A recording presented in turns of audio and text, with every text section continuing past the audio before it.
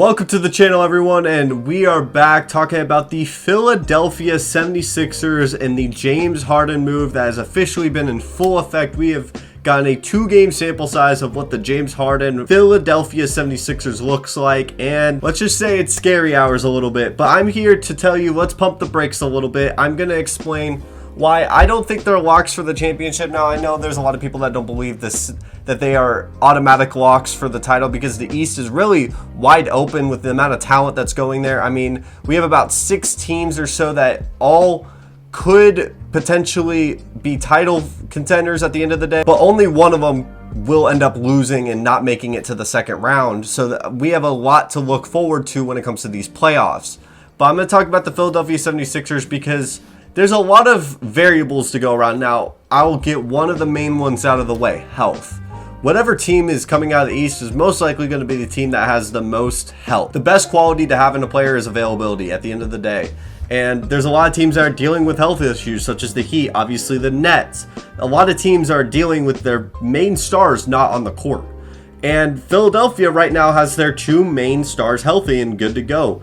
And it'll be interesting to see how long this can last, as Joel Embiid has tendency to get hurt. So does James Harden as of recent. And I don't wish this at all. That's why I'm just getting this out of the way in the first part of the video, is I want to only talk about when these players are healthy and what to look forward to. What we have seen in these first couple of games is it's almost like these NBA rules have not existed so far when these two have been on the court, when it comes to the hacking and the fake flopping, when it comes to all those kinds of things. Referees have gotten back into their old habit of calling some really questionable calls, to say the least. Now, you'll see them on Twitter most of the time as these slow-mos, as you'll have Joel Embiid lunge his arm out, get hit, and then go in for the shot, and you end up getting 2 free throws from it, and they're averaging an exceptional amount of free throws, almost 20 plus in the first half. It's ridiculous to look at. But the thing is what everyone else is saying is, well, let's get to the playoffs. Let's get to the playoffs, because that's when the referees kind of hold their whistle back. It's well known across the league that they tend to hold back when it comes to calling these fouls.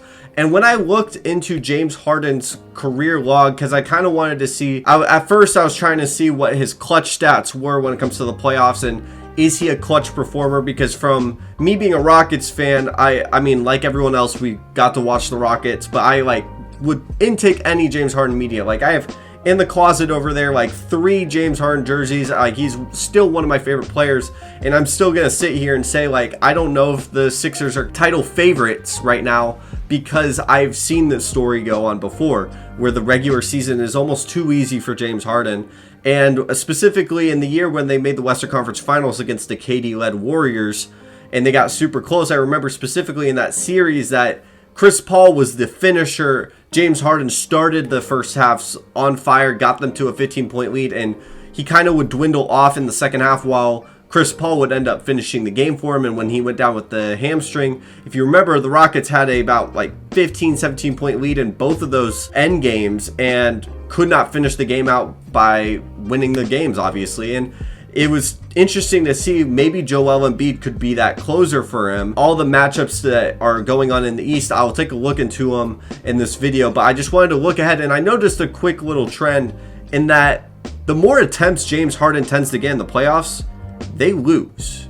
I'm picking an arbitrary number right now, it's 12, because 11 you see some wins, but once you get past the 12 attempt mark for the free throw line, a lot of losses tend to occur for the Rockets or the Nets series.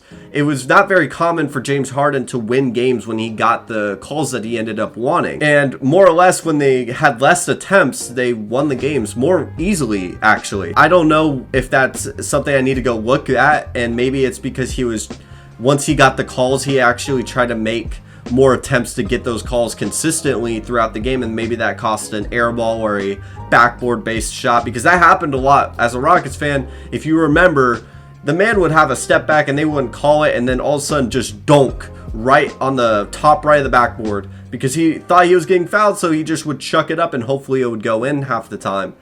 And it was interesting to see that maybe these free throws aren't what's going to hold back the 76ers.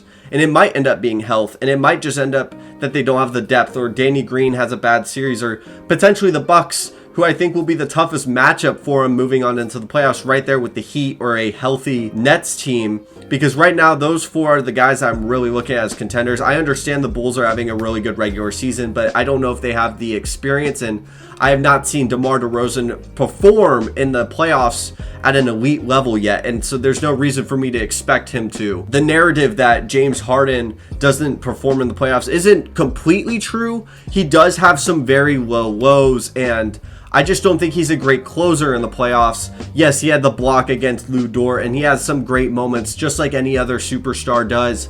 But his production does decrease, and it's because he's so elite in the regular season. And Joel Embiid tends to do really good in the postseason, so maybe he could be that guy. I think they will work well in the playoffs. I do think they could beat a team like the Cavs. I think they could beat the Bulls easily. But I don't know when they go against a Bucks team, with a healthy Bucks team, I want to say, where you have Drew Holiday on a James Harden, which James Harden can score on Drew Holiday, but it's not an easy matchup. I assume that Giannis and Bobby Portis would get the Joel Embiid assignment. And then it's Chris Middleton versus Tyrese Maxey or Tobias Harris. And I think it would be really interesting to see what Tyrese Maxey can do in the playoffs, because I think he's their X factor. As much as you want it to be James Harden or Joel Embiid or Matisse Thybulle or Tobias Harris, I think Maxey, how good he can be, and he's playing phenomenally in this regular season. He's the X factor for the 76ers on how far they will go, because at times they're going to get locked up. I mean, the East has some really good defending teams, not to mention the Heat with Bam and Jimmy. They're going to throw everything at those guys to try to slow them down. They're not going to be able to stop them, but they're going to try to slow them down to the bare minimum. And it'll be really interesting to see. I think Philly could at least make the Eastern Conference Finals. I think that's the expectation for him. I know once we get closer, if there's a hiccup, and we still have a good chunk of the regular season go through, we still have April, we still have March, we have a little bit of May. I think the Philadelphia 76ers are going to look really good, and there's going to be a lot of hype behind them. And there is already.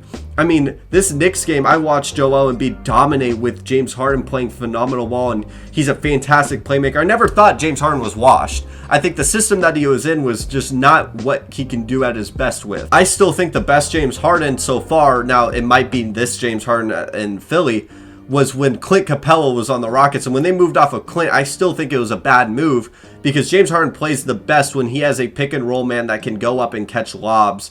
And Joel Embiid is so much more than that, obviously, defensively, rebounding, his post game. And a lot of people are concerned, well, it's one ball. It's just the same problem with the Brooklyn Nets.